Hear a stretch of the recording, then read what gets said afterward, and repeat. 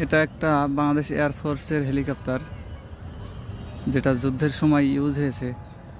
এখন সেটা অকেজ হয়ে গেছে, এই কারণেই এই এয়ারফোর্স জাদুঘরে এখানে রাখা হয়েছে।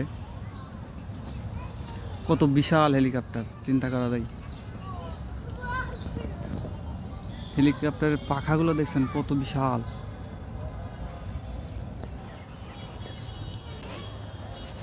এটা হচ্ছে একটা ইন্ডিয়ান হেলিকপ্টার, যেটা বাংলাদেশকে গিফট করছিল। এই যেখানে সব ডিটেলস দেওয়া আছে। MI4 helicopter.